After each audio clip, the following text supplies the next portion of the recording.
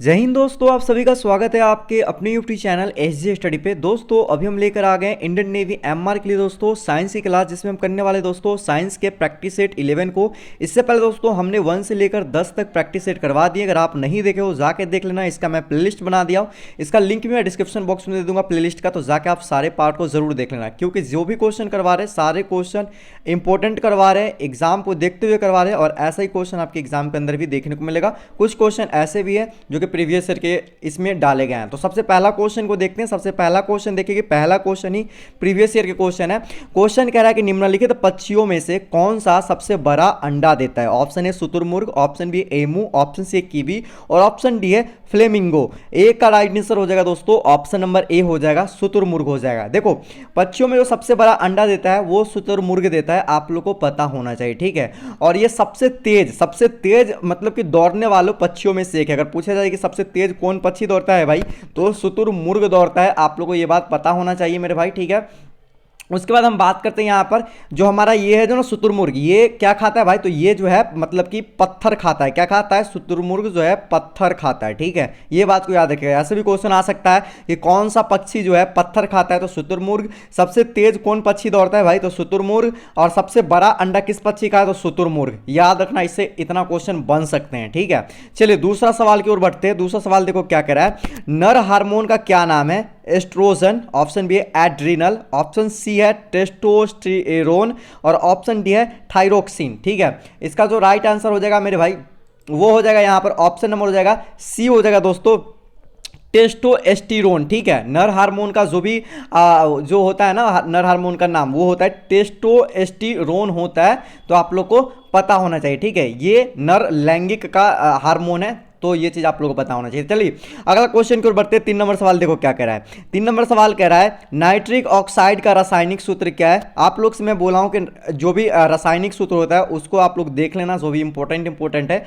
Option B है NO, option B है N2O, option C है NO2 और ऑप्शन डी है NO3।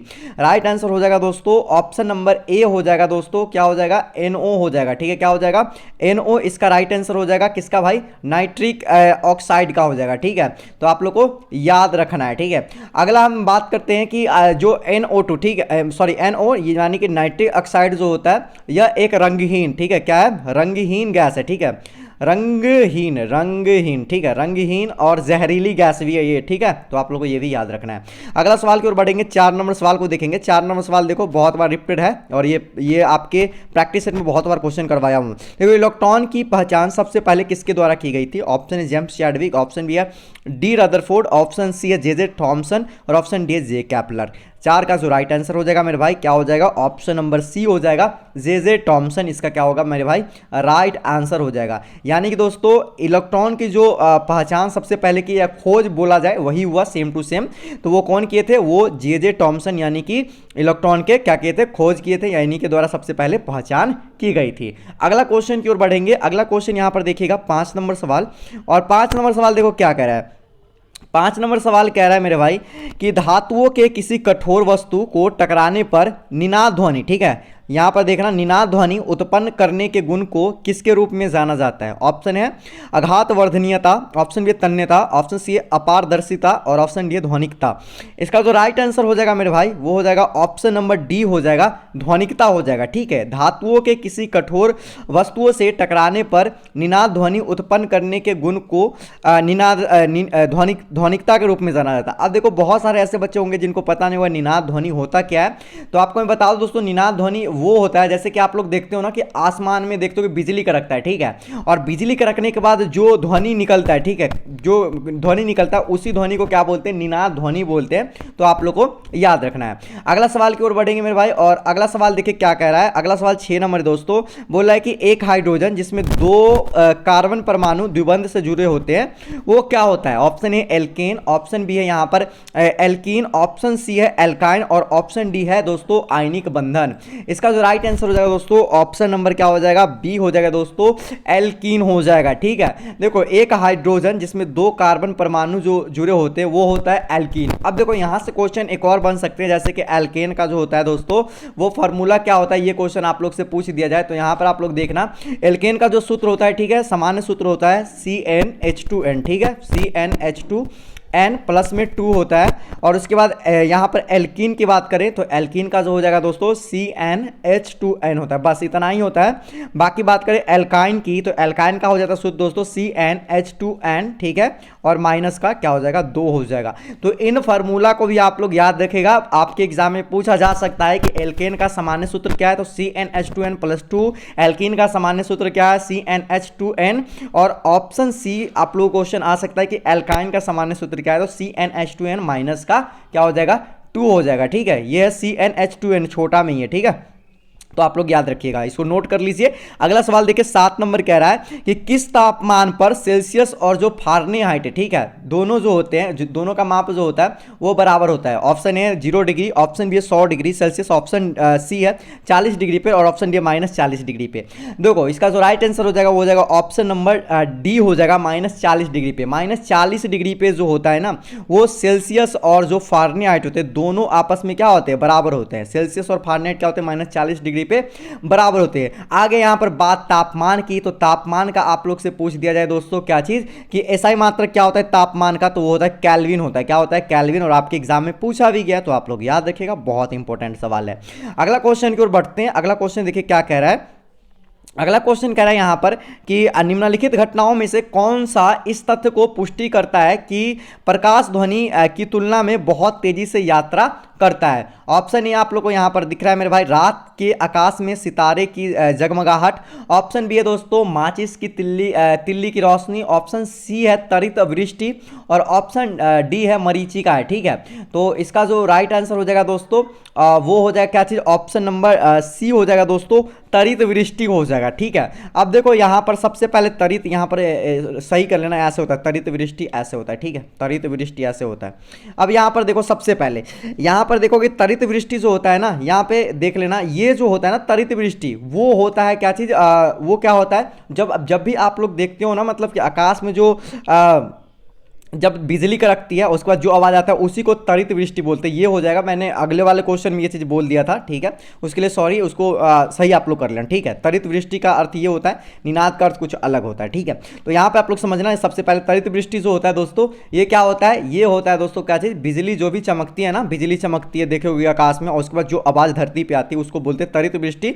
तो देखो यहाँ पर क्या हो जाएगा, तरित वृष्टि घटनाओं, देखो घटनाओं में कौन सा इस तत्व को प्रकाश ध्वनि की तुलना में बहुत तेजी से कौन होता है, वो होता है तरित वृष्टि। यानी कि आकाश में जो बिजली चमकती है ना उसका आवाज जो होता है बहुत तेजी होता है, किससे, प्रकाश की ध्वनि से, ठीक है। तो ये चीज आप लोग को पता होना चाहिए।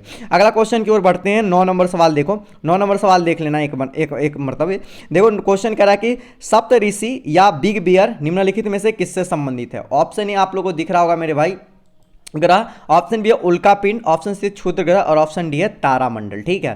तो इसका जो राइट आंसर हो जाएगा ऑप्शन नंबर डी हो जाएगा दोस्तों, तारामंडल। सप्तऋषि या बिग बियर जो है वो तारामंडल से संबंधित है, तो आप लोग को पता होना चाहिए। अगला क्वेश्चन देखेंगे 10 नंबर सवाल। 10 नंबर सवाल देखो मेरे भाई क्या कह रहा है।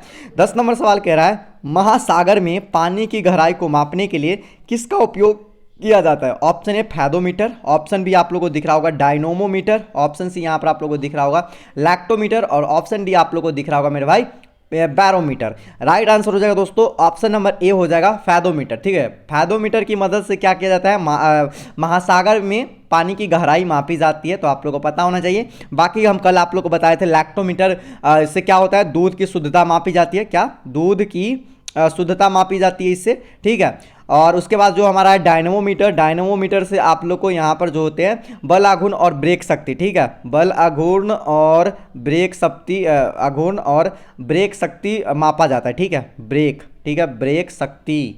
उसके बाद बात करते हैं यहाँ पर बैरोमीटर है, बैरोमीटर से आप लोग को वायुमंडलीय दाब मापा जाता है, क्या, वायुमंडलीय दाब मापा जाता है मेरे भाई, याद रखिएगा, ठीक। चलिए आगे देखते हैं अगला क्वेश्चन की ओर। 11 नंबर सवाल, बहुत अच्छा सवाल, आपके एग्जाम में बहुत बार रिपीटेड सवाल। देखो क्या कह रहा है, रसोई गैस जिसको हम एलपीजी बोलते हैं किसका मिश्रण है। सबसे पहले आप लोग को पता होना चाहिए मेरे भाई एलपीजी का फुल फॉर्म, बहुत बार आपके एग्जाम में आए, लिक्विड पेट्रोलियम गैस होता है एलपीजी का फुल फॉर्म, आप लोग याद रखिएगा। यहाँ पर ऑप्शन ए आप लोग दिया कार्बन मोनोऑक्साइड एवं कार्बन डाइऑक्साइड, ऑप्शन बी है यहाँ पर हो जाएगा ब्यूटेन एवं प्रोपेन, और यहाँ पर सी ऑप्शन दिया है मीथेन एवं यहाँ पर इथेन आप लोगों को दिया है।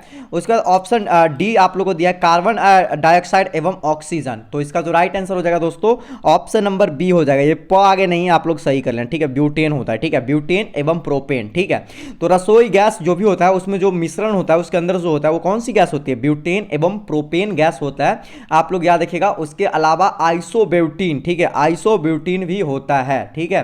तो आप लोग को याद हो गया कि क्या क्या होता है इसमें, जो इसमें होगा प्रोपेन गैस होगा, ब्यूटेन गैस होगा और आइसोब्यूटीन गैस होगा। तीनों गैस होते हैं एलपीजी के मिश्रण में, आप लोगों को पता होना चाहिए। एलपीजी का फुल फॉर्म भी आप लोग बता दिए, बस इतना याद रखना, इससे एक भी क्वेश्चन नहीं छूटेगा। अगला क्वेश्चन देखेंगे 12 नंबर सवाल देखो क्या कर रहा है। प्रकाश वर्ष किसके मापन की इकाई है, आप लोग को दिख रहा होगा मेरे भाई। ऑप्शन है ब्रह्मांड की, ऑप्शन बी आयु की, ऑप्शन बी है अति लघु समय अंतराल की और ऑप्शन सी है दोस्तों यहाँ पर आप लोग को दिख रहा होगा अति उच्च ताप और ऑप्शन डी है मेरे भाई अत्यधिक दीर्घ दूरी की। तो राइट आंसर हो जाएगा दोस्तों ऑप्शन नंबर डी अत्यधिक दीर्घ दूरी की। प्रकाश वर्ष जो है अत्यधिक दीर्घ दूरी मापन की इकाई है, आप लोग को पता होना चाहिए, ठीक है। और आप लोग से पूछ दिया जाए एक प्रकाश वर्ष, ठीक है, एक प्रकाश वर्ष बराबर क्या होता है मेरे भाई, एक प्रकाश वर्ष बराबर होता है मेरे भाई 9 पॉइंट, ठीक है, 461 ट्रिलियन किलोमीटर, ठीक है, ट्रिलियन यहाँ पर TRI लिख दो, ट्रिलियन समझ जाना, ये किलोमीटर होता है, ठीक है। ये दूरी का प्रकाश वर्ष का जो अगर पूछा जाए कि मापन की इकाई क्या है तो ये कभी कभी ना दे के सीधा दूरी भी दे दे, तो आप लोगों को दूरी पे टिक लगाना है, ठीक है। और एक प्रकाश वर्ष में कितना दूरी होता है मेरे भाई, तो 9.461 ट्रिलियन किलोमीटर होता है, ठीक है। तो एक बहुत बड़ी ये दूरी है, आप लोगों को पता होना ये ट्रिलियन में चला गया है, ठीक है। तो ये आप लोग याद रखिएगा, बस इतना ही। उसके बाद 13 नंबर सवाल देखो क्या कह रहा है। कौन सी धातु सामान्य परिवेश के तापमान पर तरल होती है, ऑप्शन ए है लिथियम, ऑप्शन बी है मैग्नीशियम, ऑप्शन सी है जार्कोनियम और ऑप्शन डी है पारा, ठीक है। तो राइट आंसर हो जाएगा दोस्तों ऑप्शन नंबर डी, क्या होगा, ऑप्शन नंबर डी हो जाएगा मेरे भाई, क्या होगा, पारा इसका राइट आंसर हो जाएगा। क्या होगा, पारा जो है दोस्तों वो ऐसा धातु है जो सामान्य परिवेश पर भी क्या होता है, तापमान जो होता है इसका तरल होता है, मतलब तरल कहने का मतलब लिक्विड फॉर्म में होता है। आप लोगों को पता होगा जैसे कि थर्मामीटर है ना, थर्मामीटर में जो देखते हो डिजिटल नहीं जो नॉर्मल होता है, ठीक है, उस थर्मामीटर में अंदर में आप लोग देखते हो अगर उसको फूटता है ना तो वो एकदम द्रव की तरह रहेगा, हाथ से दाबोगे तो वो टूट टूट के छोटा छोटा होते जाता है।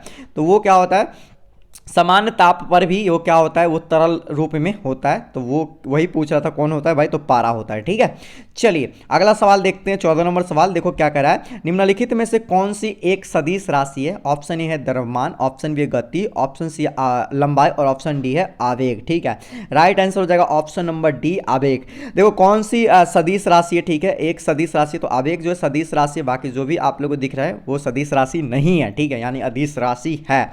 अब देखो मेरे भाई आप लोग को मैं एक वीडियो में बताया था कि सदिश राशि को कैसे पहचान सकते हो, अदिश राशि को कैसे पहचान सकते हो, कौन सी वीडियो है, तो आप लोग यही साइंस के प्रैक्टिस सेट अगर शुरू से देखे होगे, ठीक है, तो 1 या 2 या 3 प्रैक्टिस सेट के अंदर ही मैंने ये चीज़ पूरा क्लियर किया था कि क्या इसका क्या ट्रिक है याद करने के लिए। और 1 नंबर इससे रहता है मेरे भाई, सदिश अदिश आप याद कर लोगे तो 1 नंबर आपके कवर हो जाएंगे साइंस में। अगला क्वेश्चन की ओर बढ़ेंगे 15 नंबर की ओर। 15 नंबर क्वेश्चन देखो क्या कह रहा है।